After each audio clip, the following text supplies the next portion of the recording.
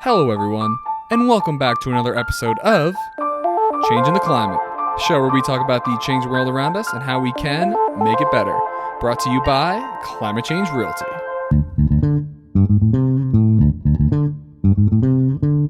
Okay, hello, everyone. We're back with another episode. I am very lucky and excited to have Marlow Baines on the show. So, Marlow, thanks so much for being here this week.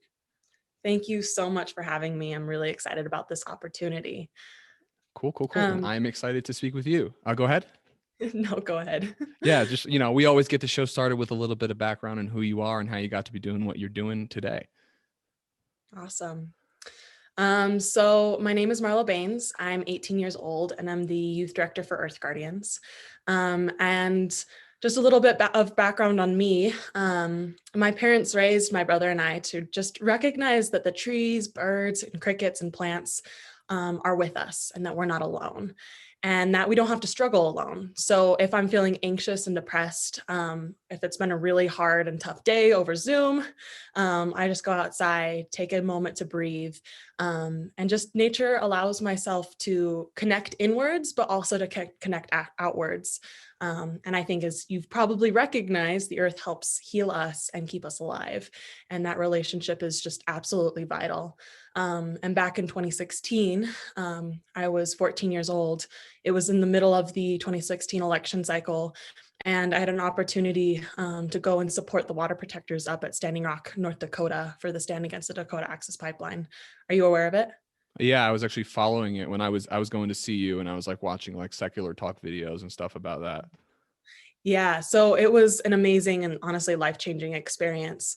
And it was really there that I realized that there's something so important about, when people come together, it creates an impact to stand, especially for a healthy earth and climate. And that's really, I think, what I learned from the Lakota, Dakota, Nakota people. And on the drive home, I was just so fired up. I just wanted to do something. I wanted to get involved. And I realized that if the fossil fuel infrastructure, pipelines, frac wells, and refineries, when they contaminate the earth, air, water, they impact us. So it became, the climate crisis became intensely personal. There was a shift in my understanding about the climate crisis. It wasn't just about, ice melting, but it was about that the catastrophic impacts of climate change not only impact our earth, but our communities.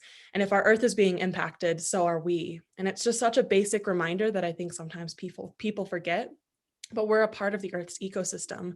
And so if we're hurting her, we're hurting ourselves. And that experience has propelled me to do the work that I'm doing today. That's what I'm protecting. And that's a little bit of who I am. Yeah, that's incredible. You said you were 14 when you went to go do that? I was. Wow, you're really amazing. And we're going to talk all about everything you're doing, and it is awesome. And it's just a great example that anyone can have an impact. And it's so obvious to me at this point, especially as Americans. We have this very unique position where our voices do matter a lot and our votes do matter. And I guess my next question was to ask how you got inspired to be involved with climate activism, but I guess it's kind of just something that's been a part of your life since you can remember, right? Yeah, I mean, my mom, my parents would just kind of take me to whether it was like music festivals or it was Bill McKibben's keynote at CU back in the day when they were starting to try to ban fracking within Colorado and Boulder. So I've just kind of known about the climate crisis, and I definitely grew up recognizing that there was something wrong. And then it was just that moment when I was 14 years old that it was like, I really want to do something. I really want to be involved. So I so agree with you in just that everyone can make an impact. And if anything, that my journey has taught me that every person has a part to play in this movement for sure. Yeah, I couldn't agree more. And your journey is just getting started, and we're going to talk about it. So, to begin, I'd love to ask you, what is Earth Guardians? Because that's obviously how we were connected. Yes, of course. So Earth Guardians is an intergenerational organization with youth at the forefront. We train youth to become effective leaders within the environmental, social, and climate justice movements using art, music, storytelling, civic engagement, grassroots action, and legal action. And with the support and resources that Earth Guardians gives, kind of our big vehicle for change and support group is Earth Guardians youth-led intergenerational on-the-ground crews who, really just engage in solution-based projects to tackle issues that they are identifying within their own personal communities. We have 300 crews across the globe in 60 different countries. So there's a wide range that we see when we're, talking, discussing together about what's going on, and everyone's, part of the world. But I think I've also been able to get a very unique opportunity to see how people think about these issues in different countries. And it's a beautiful, beautiful position to be in. Yeah, so you're the youth director of Earth Guardians, is that right? What did Yes. you have any positions before that? I actually did. When I first got involved with Earth Guardians, I was a RISE Youth Council member. And then that fall, so it was 2017, the fall of 2017, I was asked to become regional crew director. And so I was responsible for the crews in the surrounding Colorado areas. So the first thing that I did is I kind of reestablished Earth Guardians Boulder crew, which is still like chugging along today. There's a new crew lead now, which I think is just so beautiful to see. And then I helped kind of establish some crews in Longmont, Denver, Fort Collins, Weld County, and just tried to do my best to really support, youth. I was like 15, 16 years old in that time. And Yeah. then when I was 17, on the eve of my 17th birthday, it made sense. And I found myself in LA. We were talking about kind of the strategy and Earth Guardians kind of trajectory as an organization. And the Tamara, our founder, asked me to be global crew director. And so for about 6 months, I've worked very extensively with our crews, trying to put some, different infrastructure and structure into place to really, support them to the best of my ability, connect with them, onboard new crews. And then, right before the big September 20th, 2019 strikes, that August, as we were planning our strategy to support the youth movement, I was asked to be youth director alongside Chita Scott Martinez, who's a close friend of mine, and definitely I think one of the first ever youth climate warriors and celebrities.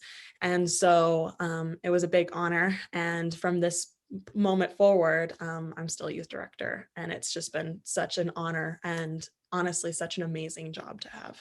Yeah, I bet. I mean, connecting with the youth is awesome because these can still more likely to have that optimism that I'm sure you and I both really love. Are you still in school right now at high school? So I graduated from high school last spring. So Awesome. I'm taking Okay. a gap year right now. Um, Beautiful. yeah, Good and then choice. Good choice. I know, seriously. At the end of my senior year, I was like, I really don't want to do school via Zoom, and I'm really glad that I made the decision to go on a gap year. Excellent. Yeah. So, what does your day to day look like then as youth director? What kind of tasks are you taking on? Yeah, so I mean, it's been a journey to get here, and I have to say, kind of my first and foremost most responsibility is listening to what our youth need, advocating for them, and then strategizing how to get them the tools and resources. So on the day to day, I lead a youth council, which is the lead organizing and decision making body of youth within the organization, in alignment with staff and board. I reestablished that council back in 2020. We launched back in 2020. But we work with youth from across the United States, Canada, and Central America. And then I also work alongside my kind of fellow regional crew coordinators, which are located in Costa Rica and Togo, Africa. And they are responsible for supporting our regional directors, which, just to name a few places in the world that they're active, on the continent of Africa, Europe, Asia, and the Americas. So it's pretty spectacular to see their scope and really trying to support how best we can strategize and working all together. And then, of course, checking in with my adult staff members as well as my youth staff members. And then the last thing that I've just been really doing this past year in 2021 has been leading a program and training organizing for the summer, for our project grants and then our summer crew training. Wow. Okay. Awesome. Very, very, very cool. I guess I wanted to ask what role, generally speaking, do you think the youth have to play in this fight against climate change? Because obviously we're the ones who are kind of inheriting this big dumpy mess. And it's kind of, I just put it as they kind of the old generations kind of screwed us over in the sense that they didn't change, and now every day we don't take action, we have to take like twice as much action. So yeah, I'd just love to get your thoughts on this. Yeah, I mean, the big thing I think is that youth inspire people. Um, Okay. Again, a big example that we can see was the 2019 climate strikes, where millions of youth really took to the streets and inspired and called on adults to also support them. And in that process, since that movement, I have seen so much growth in the way that our politicians are talking about these issues, the way that corporations and companies have had to, like, start to establish and adopt new principles because they're trying to, like, right, compete for the consumer dollar. Mm-hmm. And so I think, as youth, what we've done really well is that our individual actions have come together to build momentum, and we've pushed our fellow adults to take action too. And so now we're just really trying to work intergenerationally towards the solutions, because we can't wait 20 years to, be the next politician and No. CEOs. That's like always what's kind of thrown at us, or originally that's what was thrown at us. And I think I'm starting to see that adults and youth are beginning to figure out how we can work together. And that has really propelled us forward to this moment in 2021, where I think there's been a lot of change that has happened even since I was a 14-year-old. Yeah, I mean, I certainly hope so.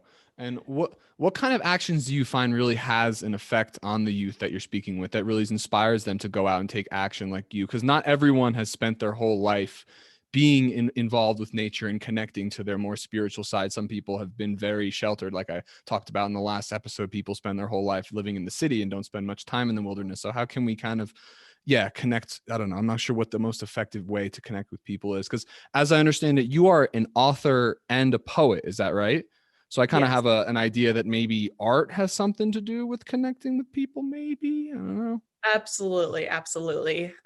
So I think we can, I don't know if you know this, but scientists have been warning our politicians in the United States since about the 1960s about the impacts of climate change. So I've heard. Um, yes. And so I think we can agree that a lot of the known data is super scary, and it makes us feel like the future is no good and that it's going to be apocalyptic, correct? Mm-hmm. So I think the beauty that Not if we have artists anything to do do. about it. Yeah, I know, true, exactly.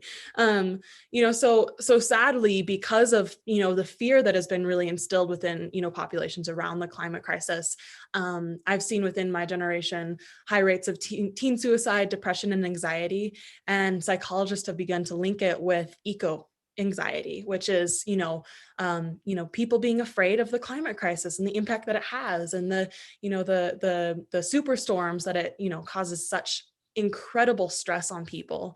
And so the beauty that art has to play is that art inspires us. It makes us feel Absolutely. joy. And sometimes, when I'm feeling stressed, there's a moment where it's like, okay, well, when was the last time that I danced, sang, told stories, wrote, or, just sat in silence and just connected in with my breath?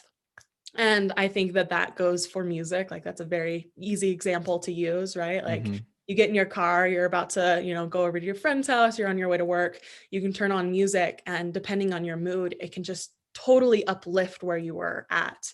And so I think, for a few examples, people that I listen to are like Nako and Medicine for the People, Trevor Hall, even my friend Chita Scott, who are also sharing positive messages about how we can take action.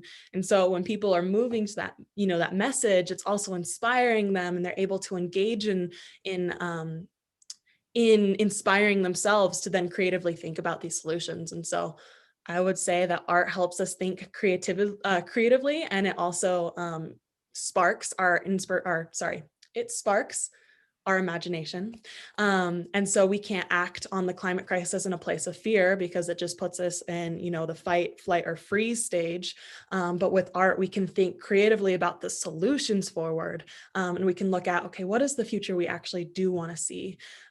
So I just believe that art is just inspiring people to engage in creative dialogue, and getting us thinking about the ways that we can actually create a positive impact in our world, instead of, feeling depressed and sad and scared. Certainly. And I feel like our generation is very much brought up on Disney as well. I'll give you like a little personal story. I think art for first off, it's a quote by Kanye, the artists define the culture. And I think the culture is really what kind of controls the way people think. And I think we have a lot of negative aspects. But one thing that's really inspired me in my life, I'm very profoundly impacted by the Avengers series. I don't know if you were a Marvel Yep. fan at all, Yep. but they're ridiculous films, you know, like Black Widow's like killing Yeah. aliens with her legs and stuff. Yeah. But like they have these huge surmounting challenges that seem completely unconquerable. And then Mm. when they work together, they're all characters. They're all humans who have who have character flaws, and they overcome their flaws to come together and conquer this unconquerable challenge. So I kind of feel like I've been indoctrinated into like the Avengers gang, and I want to get together with all my friends, and I think we can, you know, we can get together and we can do this. So those are just my thoughts on how Yeah. art can, because that's how I've been profoundly impacted by that, and I can say to a couple of my friends who we Yeah. grew up on Marvel, you know, so I still believe in this. We can, you know, we can conquer the infinity. I don't know. Absolutely. No, I agree. I was just gonna like put a little tidbit. There's been so many conversations with different, groups of Earth Guardians youth talking about how like we gotta be, the Avengers of the climate justice movement. We're gonna Absolutely. come together and we're gonna conquer the evils of the climate crisis and social inequity and all this stuff. Cause I agree with you. Youth are really Yeah. thinking that way. We're like, okay, the adults are saying we feel hopeless and we're stuck and we can't do anything, and the youth are like, okay, that's BS. Like let's get real here. We can make some impact. Yeah, and I think the artists have been trying to sprinkle that into their work to convey to the youth that where there is still a chance, and if you always believe that there's a possibility, that's always there. But that might just be you and I, our naivety as young people, because I know some older folks kind of do give up on hope. But you know, I'm not there, and I don't plan to be there ever. And with people like you who are you're 5 years younger than me, and I'm extremely inspired by everything you're doing. So let's continue talking about it. I'm curious if you have like a standout moment, your experience connecting with these youth leaders across the globe, like something comes out, like sticks out in your mind that really was impactful on you to be like, yes, this is amazing. I love this work. I mean, I feel like anytime that I get to gather with other like-minded youth, but a few that just stick out, just the top of my head. I had an opportunity to go to Sweden and connect with our regional crew directors. And we're talking like people from Togo, Africa, Bhutan, um, Mexico, Australia, the United States, all coming together and sharing their experiences, sharing, their upbringings, and us all connecting to really just the basis of how much we care about the earth and what we're doing in our everyday lives and in our, global impact and action. And how, when it comes all together, there's just such a powerful moment that happens when we feel vulnerable, but we're also showing up authentically. And I know for myself, I came back from Sweden and instantly was like, okay, that was the moment when I was like, okay, I need to restart this Earth Guardians Boulder crew. I'm going Awesome. to get involved at the local level. I'm going to go start testifying, against fracking, all this stuff. Like it inspired me, honestly, to take that next step into my activism. And so I very much believe that, within gathering as youth, I mean, another example with the pandemic is I've been leading global crew calls, for the past year with our crews across the globe, as well as our youth council calls. And something that I've heard from our youth is these calls have saved my life. They've just literally kept me sane in this time of so much, hopelessness and fear, and isolation. But it keeps us, believing that we can come together and we're not alone in this.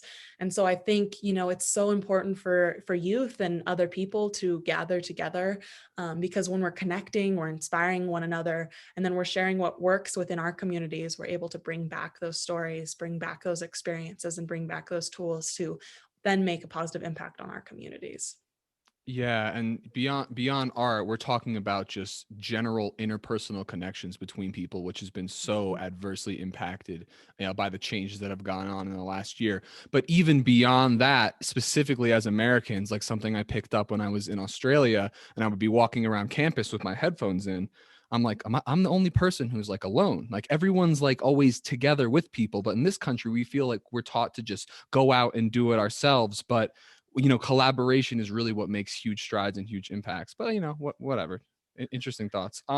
So we're talking a lot about the youth, but I'm curious your thoughts on how we can kind of bridge this divide between people who have been strongly conditioned by this consumer economy, this growth economy that we've been talking about on the show the last few weeks, versus the youth who are still kind of building their identity and are lean and are willing to change. How can we work together with people who have these hard views and these people who are willing to change?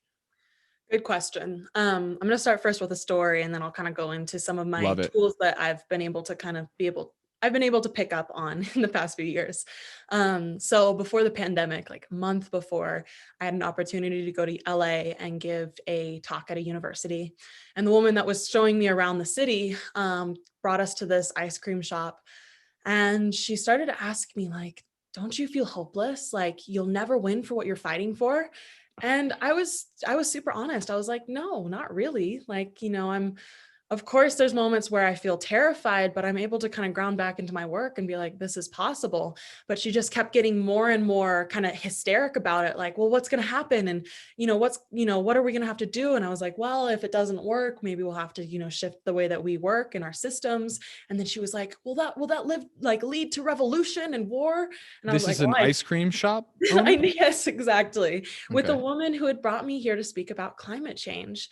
And I realized that she just felt so deeply hopeless. Like she felt like she had done the work already and it hadn't done anything, and therefore nothing else worked. But there was this really crazy moment where we were done with our ice cream. She got up. I was able to breathe because I was like, well, this is really intense. Like I feel a little bit drained from this experience. She walked over, threw her ice cream cup away, came back, sat down and said, "Marlow, I'm so glad that you came. I believe that you woke up all of those old white people, but you Mhm. give me hope that our world can actually be saved." And it was this moment where it's like, whoa, like you just were trying to put on me that like we all need to feel hopeless about this and there's no solution, but that you want a solution. But at the end of the day, you are still inspired to continue on.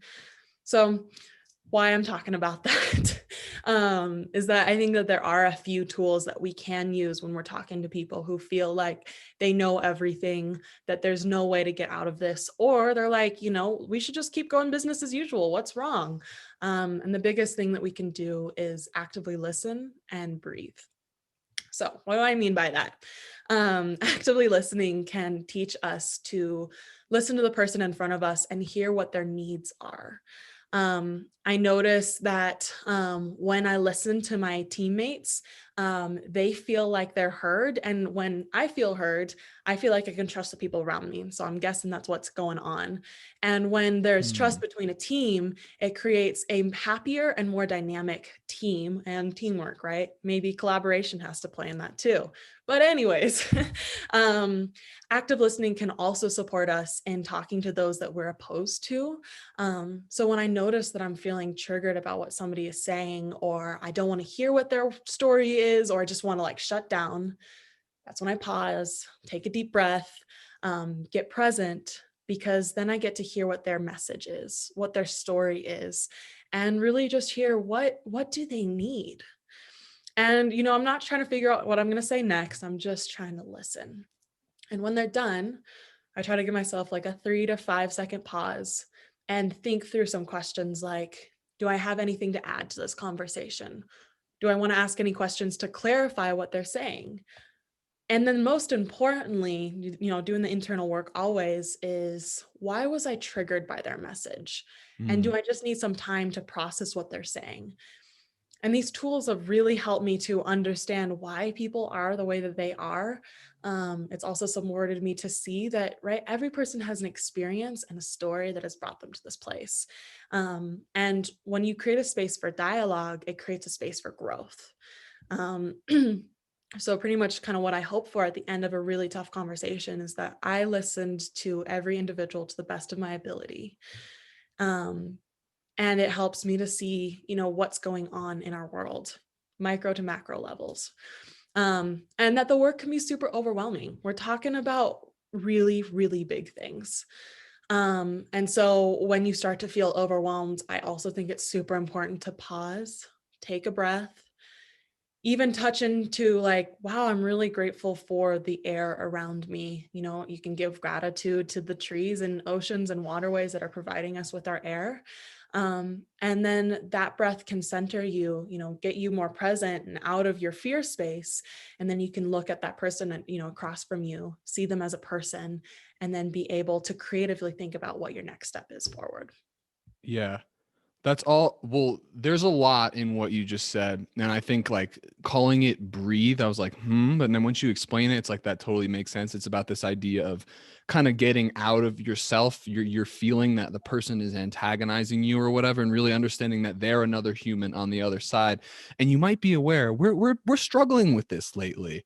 Yeah. We don't want to hear the other opinion. We want to push our ideas onto others, and the more and more I talk about these issues, the more and more I'm convinced that the solution, which we'll talk about in a second, is some sort of dialogue or social connection between people. I'm trying to thinking about artificial intelligence and connecting everyone's minds together. So we're all like, hey, let's not destroy everything. Let's all Yeah. realize we're all in this together. But again, this is like the we're young optimism thing, whereas the world works one way or the other.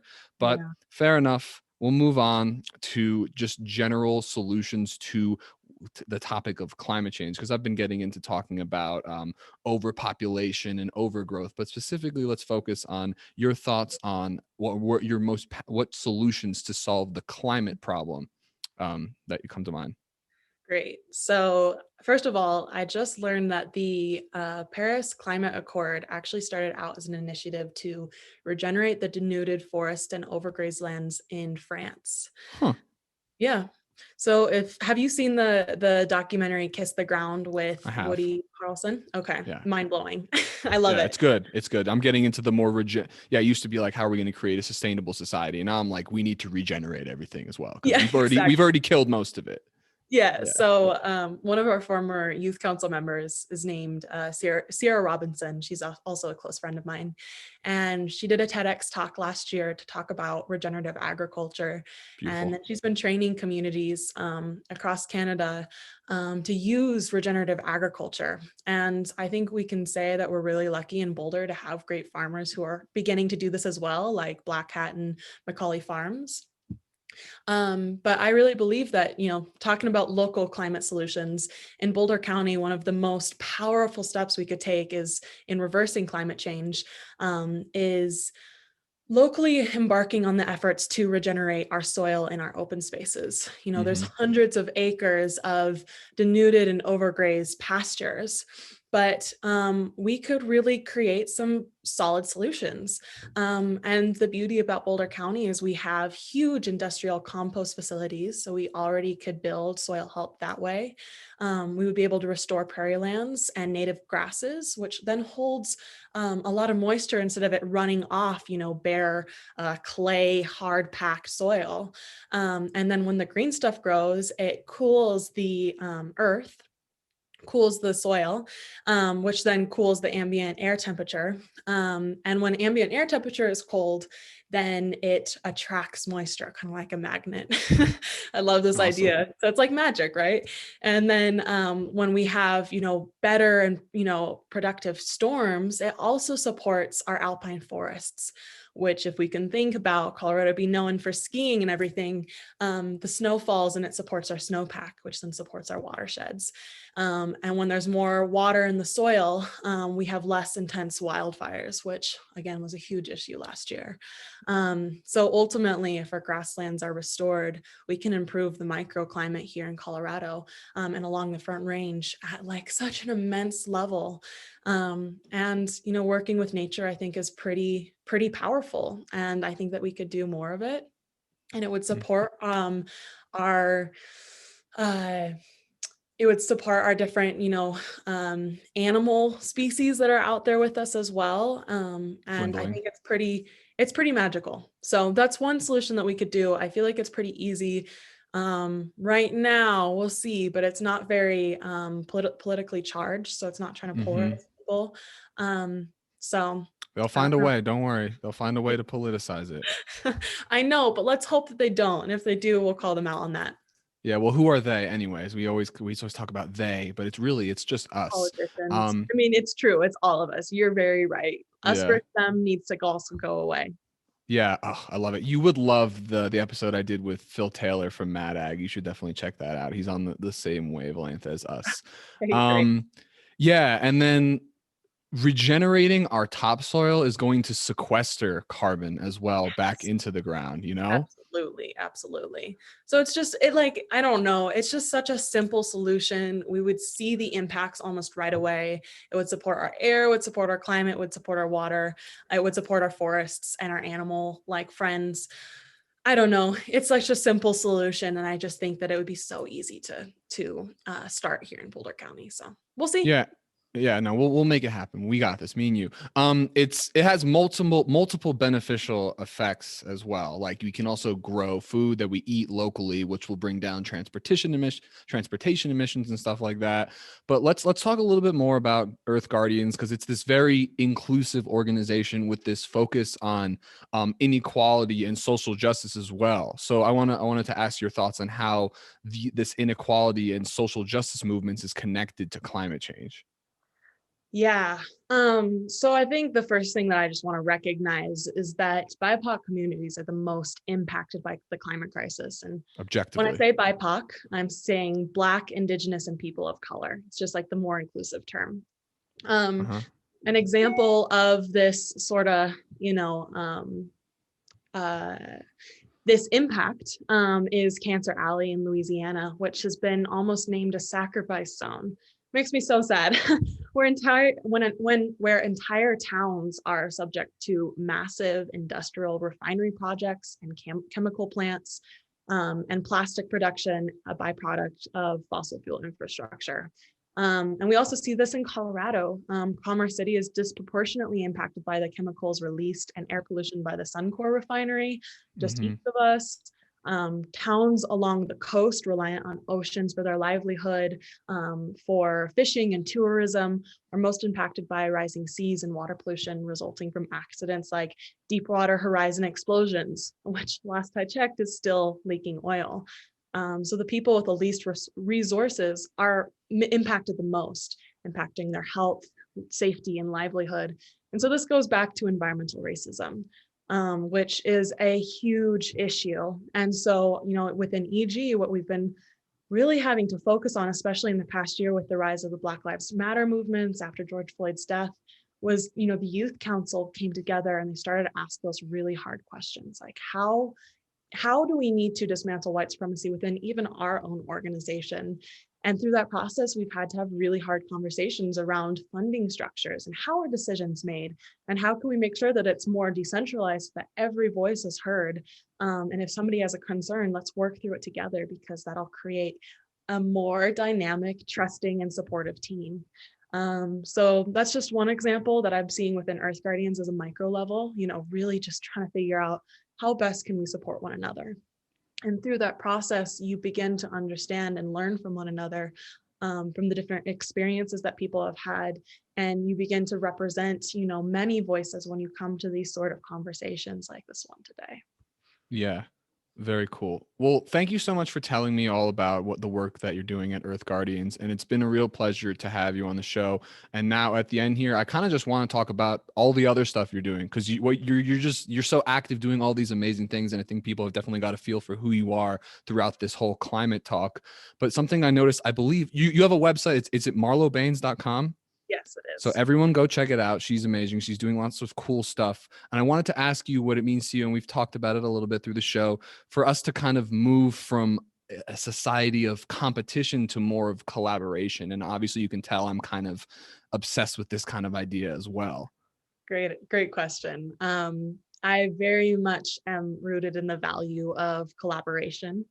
So let's break it down. Let's do it. So our economic systems in capitalism are built on the premise of free market society. However, that's kind of gone really out of whack with unhealthy competition. It's like a winners takes all mentality. This zero sum game means that one company wins and then the rest lose. So we've had massive corporations like Walmart making billions of dollars, and yet they're not able to pay their employees a livable wage. And we see the corruption that comes when industries get too big to fail and then convinces the government to subsidize them with our tax dollars and propagate the system, which causes them to be too big anyways and fail without, that support. So an example for that is the oil and gas industry. It's received trillions of dollars of support from the federal government in tax write-offs and other forms. And instead of opening up our energy markets to new and sustainable forms of energy production, it works actively to suppress innovation to keep us addicted to oil. It's insanity. So when I Hmm. say like collaboration is necessary, we need to work together. And when you start to work together, right, actively listening, breathing through the difficulties, we start to see that the financial gain as a zero sum game. We're all in it together. We're creating space for new solutions, new systems, and we can raise each other up in support of healthy economics, and healthy communities, which is then creating just a healthier ecosystem. um, and I just think overall, collaboration just teaches us more about the people that are around us. It connects us more, it doesn't isolate us away from one another. And you can feel the amazing energy that happens when people are more connected and they can be vulnerable, they can share what they're experiencing. And that's just super powerful. It really is. And you use the phrase collaboration. And in my work, in my business, I choose to use the phrase enlightened self-interest, which was brought to my attention by Alexis de Tocqueville, which is a French philosopher who wrote a book or a work called Democracy in America, where he's explaining why the country functions so well. And I truly believe, I know there's a lot of bad stuff going on, there's a lot of corruption, but I do believe that enlightened self-interest, which is the idea that considering others before yourself ultimately allows you to serve yourself at the deep and most fulfilling level. Perhaps it's because of my personality type that I feel that way. But I do feel like if everyone was just considering helping others and believing that it'll come back, pay it forward kind of thing, again, optimists, we're optimists here, but let's just get the ideas out there and see if we can find more of us. That's what I'm saying. And there's a lot of them out there, I know that for sure. Good. That makes me feel better. So, not only are you an activist, but you're also an artist and an author. So, I wanted you to tell me a little bit about your book and why you decided to write it. And then, what's the name of the book, of course, as well. Awesome. Yeah, so I self-published a poetry book last year called Little Black Book, A Young Activist's Love Story. And it's really interesting. I've always loved writing since I was little. I wanted to become a creative writer. Cool. And actually this past gap year, I worked on my first draft that had over 50,000 words, which was a huge accomplishment. But Right on. last year, I got into poetry. And it was after a realization that, like, poetry doesn't have to just be like haikus and really like stuffy, structured poems, but you could just rewrite. And I was originally just inspired by one of my classes to start writing poetry. And then I started to realize that, whoa, like when I have a really stressful day or I have a strange conversation with somebody, I could actually just sit down and create art through it and inspiring others in doing so. Like I read it to my friends, I read it to my family, and they'd be like, wow, like that touches me. Thanks, Marlow. Yeah. So I started to write more of it. And I had this little black notebook, kind of like this one. This is the big version, but it was kind of like that. And I just would carry it in my pocket everywhere. So I'd find myself at the museum writing poems. I find myself on the airplane many times writing poems.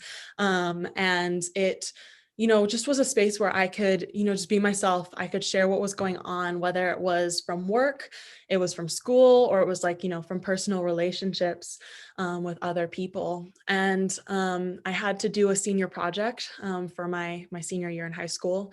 And I decided I wanted to self-publish my poetry book as kind of the final product, because I'd always wanted to publish a book. And I'd kind of like set this little goal in my head when I was younger to have a book published before I was 18. So I published this book like a week before I turned 18. Let's Um, go.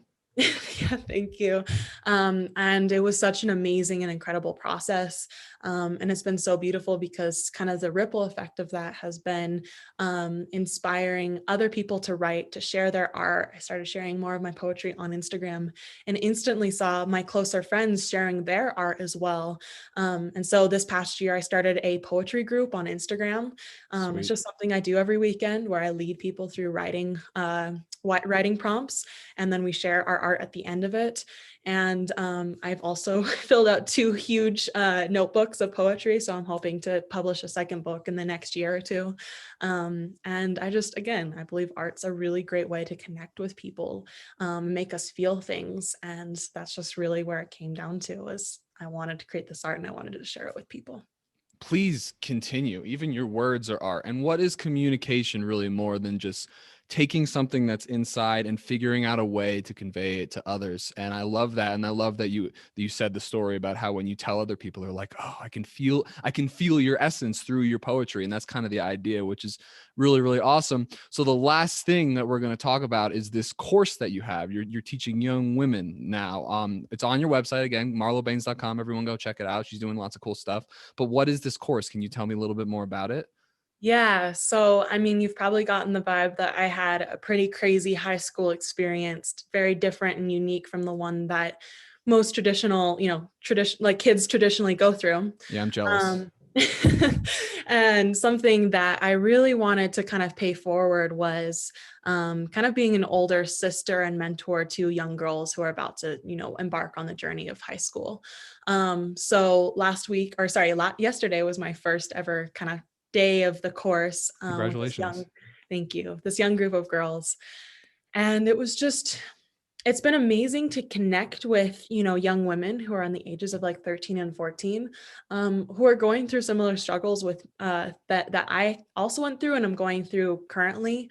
But the difference is that, they're still growing up and they're still trying to figure out those tools and resources that they can use to, remind themselves that they are loved and that, the self-doubt does not have to rule all, and that they can make decisions for themselves and build their life the way that they want to. So we'll be spending, the 4 to 6 weeks building the sort of healthy ecosystem that they want to build, looking at the things that they want to accomplish either in the next year, a few years, figuring out, ways to set, tangible goals for them to reach. And it's just the little small steps that they can take every day. So I'm hoping that it's going to be a success. It's been so far so fun. Sorry, it's been so fun so far.